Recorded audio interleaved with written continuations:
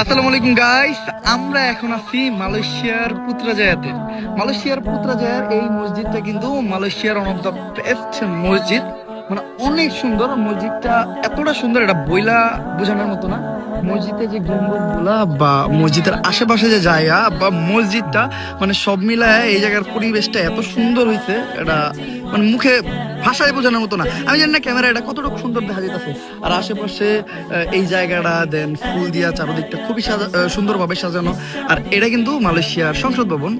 এই ভবনটাও কিন্তু খুবই সুন্দর। আমি প্রথমে ভাবছিলাম এটা কোনো রাজপ্রাসাদ, পরে আমি জানতে পারলাম যে না, এটা রাজপ্রাসাদ না, এটা হলো মালয়েশিয়ার একটা সংসদ ভবন। আর এই দেন মানে মালয়েশিয়ার ফ্ল্যাগ উঠতেছে। তারপরে ফুল জায়গাটাই খুবই সুন্দর। এই জায়গায় চায়না পর্যটক আছে, দেন নানান দেশের পর্যটক আছে আর কি, বাংলাদেশিরাও আছে ওই যে আমাদের সাথে যারা আসছে।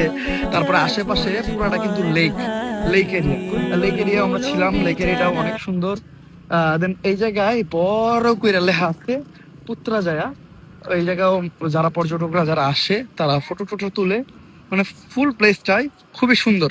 পুত্রজায়ায় আমাদের আসার কথা অনেকদিন আগেই ছিল, মানে প্রথম টাইমেই ছিল, বাট আমরা সময় সুযোগ ওইভাবে মিলাইতে পারিনি, যার জন্য আসা হয়নি। আমরা প্ল্যান করছিলাম শুক্রবারের নামাজটা পুত্রজায়ার এই মসজিদটায় পড়বো।